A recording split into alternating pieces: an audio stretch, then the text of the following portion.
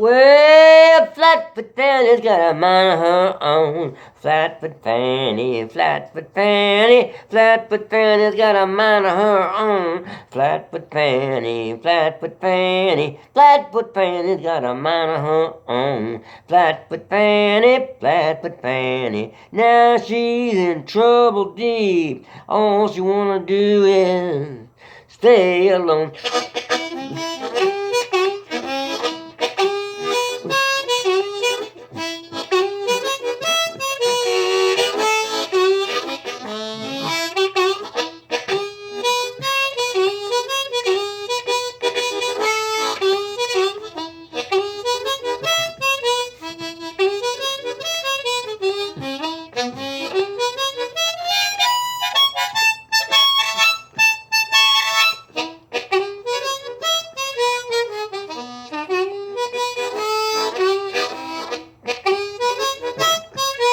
Flatfoot Fanny took a drive across the river, then she pulled out a 45. Flatfoot Fanny took a drive across the river, then she pulled out a 45. Lord have mercy, is she gonna come back alive?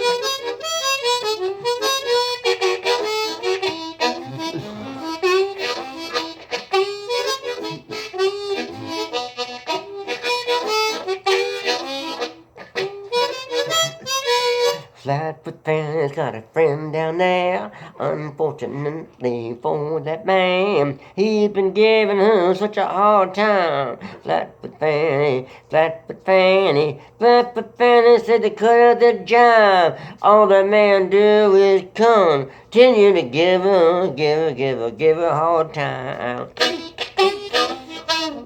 Well, I have to say one thing. I'm worried deep for her. Flatfoot Fanny, will you come back to me?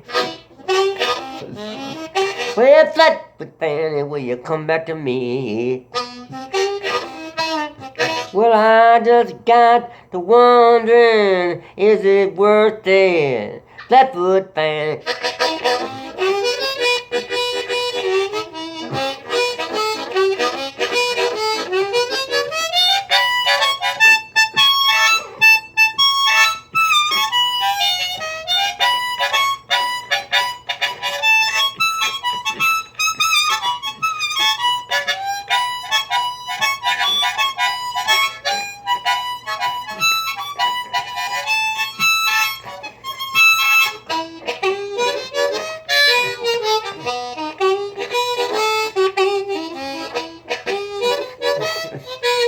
Flatfoot Fanny's got a mind of her own. Flatfoot Fanny, Flatfoot Fanny, Flatfoot Fanny's got a mind of her own. Flatfoot Fanny, Flatfoot Fanny, no matter what, might be right. Flatfoot Fanny, Flatfoot Fanny, she's gonna do what she thinks is only right for her. She don't really care about nothing else. Flatfoot Fanny, out in the night.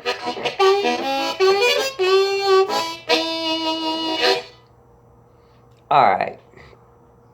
That was total improvisation, and it was an attempt without a guitar playing a rockabilly song with harmonica.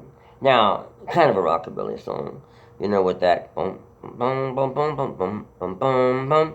Now, I'm not born, well, I was born in the mid-50s, but, I mean, you know, closest thing I've been to an authentic rockabilly gig was many years ago. It was the end of 84, turning into 85. And I had been in London with my girlfriend in Belgium, and we took a ferry back from London to Ostend in Belgium. Anyway, I had my acoustic guitar with me, and I pulled it out, and a few minutes later I looked around, surrounded by these rockabilly. Well, what that version of rockabilly. How many years later? 30 years later? 64, 70, 64, 74, yeah, 30 years, 25 years after the rockabilly scene in the 50s. Okay, it was really cool. The band was called Red Hot and Blue.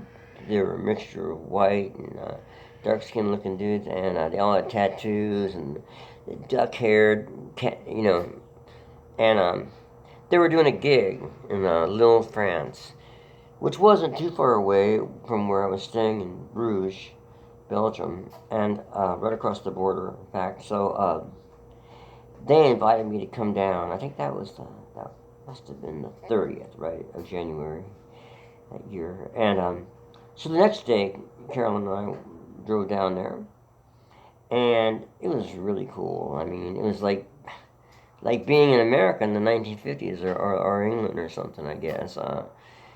These women, French women, were all dressed in hoop skirts, and everybody's wearing 1950s clothes. I mean, I was, and I had a vest and a cap on and jeans, my usual get-up for gigs at that time. But they liked the microphone I had. I have one of those typical harp mics that we all like to use. Mine was a vast, a static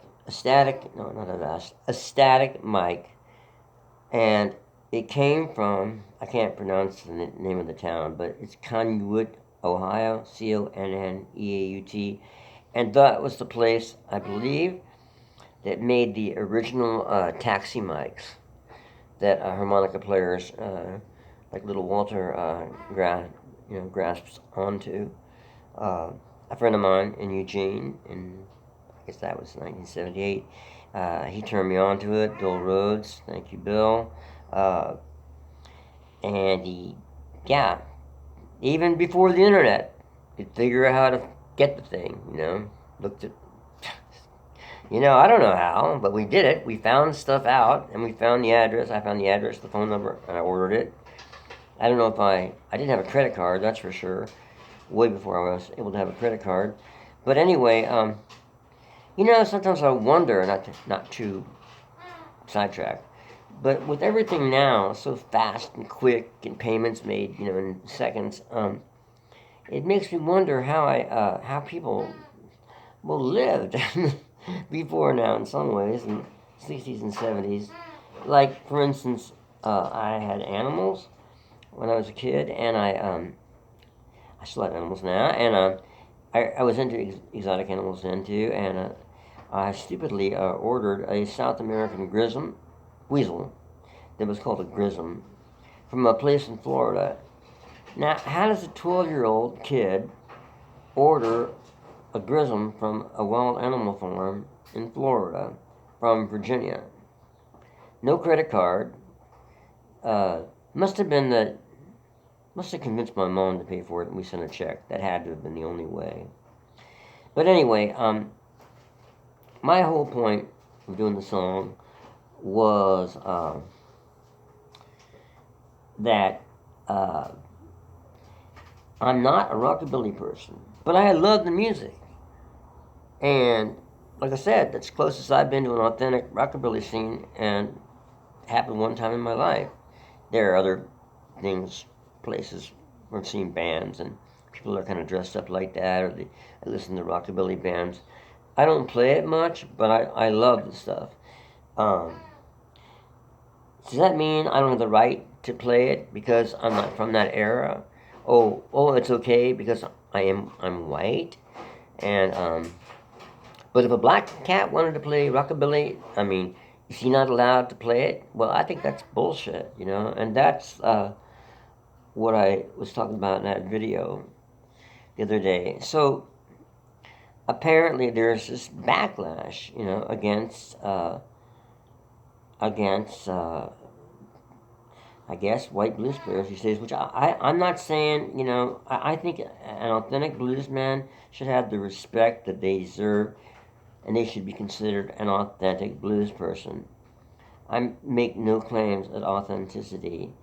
I learned from records. That's how I met RL. I heard him on record. I was around some of it as a young guy in Northern Virginia, but I learned from a player piano that my neighbors from Kentucky and Texas had, the old style of music. But the point is that everybody should be allowed to play the music that they choose to play. And there shouldn't be an argument about it. It's a tired, boring argument. But I think what's happening is that some people are bored, and maybe writers and some young musicians, maybe black musicians, I don't know, in this particular case, and young black musicians that are playing blues. And apparently they have a problem, with white people playing blues. Now, and I was referring to, I think the man's name is Buffalo Nickel. But I feel that I'm a roots player. I like all music, unless I don't like it. I might hear a song from the weirdest band in the world and really like it. But it just so happens that my focus fell, since I was a kid, on more of the roots type music. And that's what generated my desire to search out people like R.L. Burnside and other people that I met down there before him, a few other people.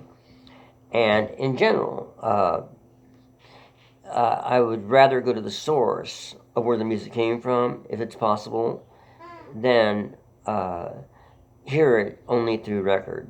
If I was into norteño music, like I knew people in New Orleans that were into that, they searched out authentic players, I think from the north of Mexico, or on the Texas border.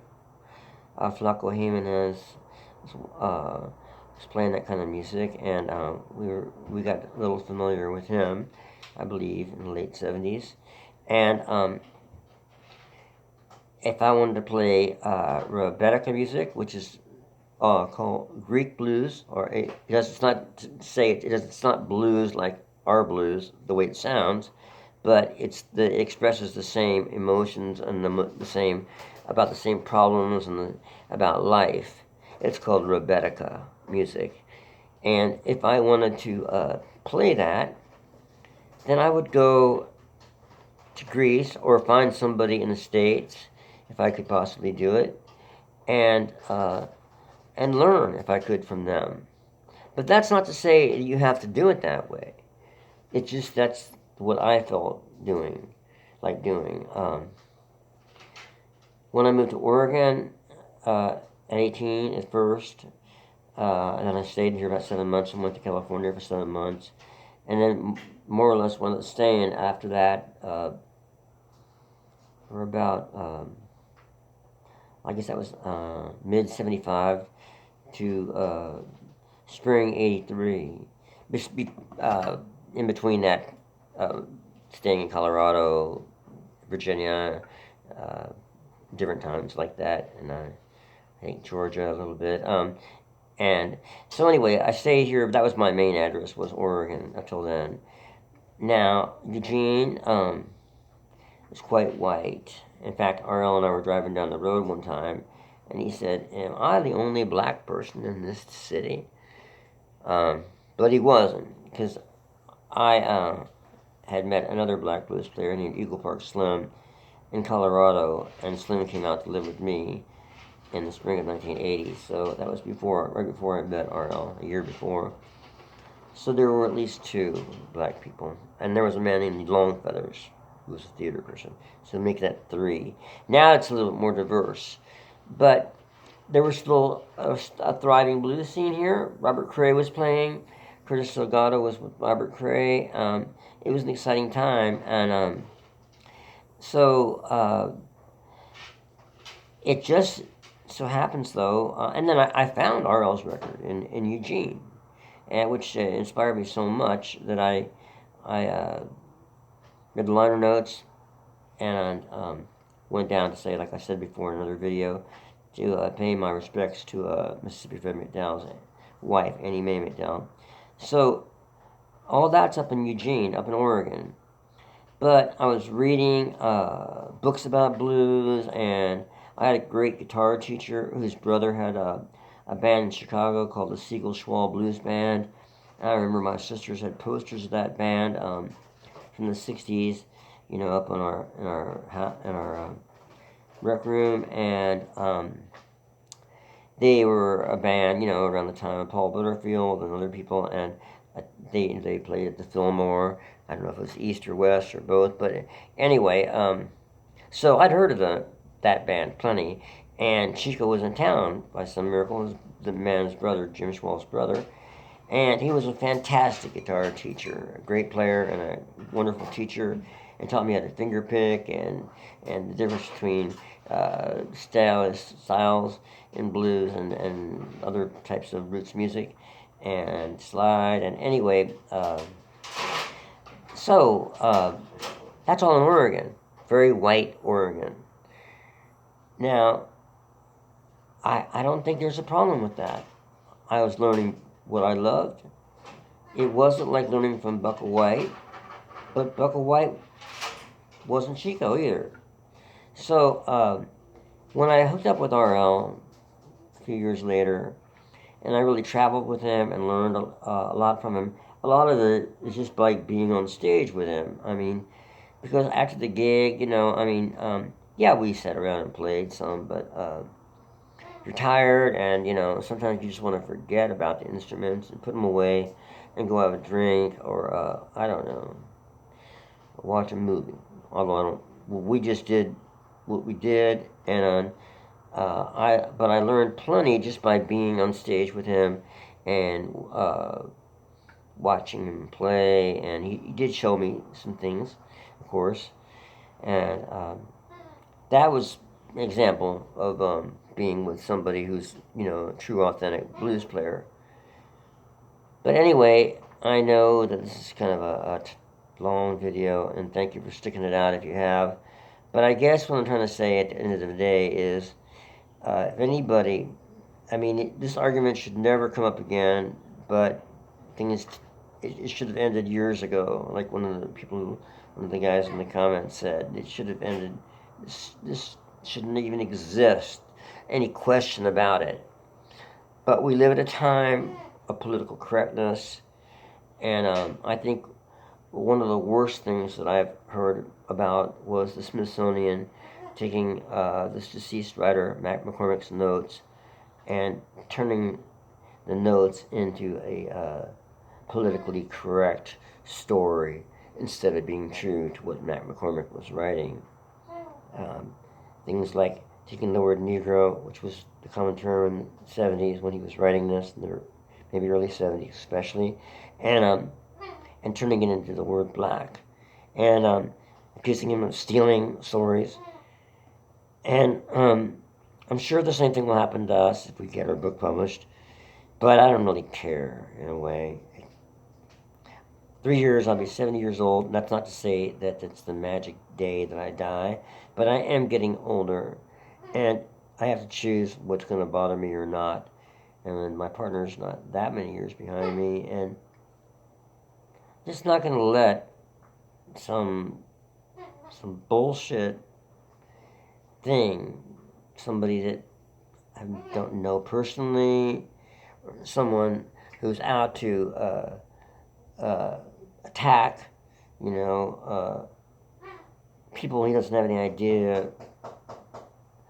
He doesn't even he doesn't have a clue what he's talking about. Anybody can play this music. Anybody can play any music. And I'll end this video by saying that we're all in it together, and we play the music that touches our hearts. So if I got your name right, Buffalo Nickel, I know you'll never hear this video or watch it, but your interview in the Rolling Stone, by saying that kind of stuff, well, you're just wrong.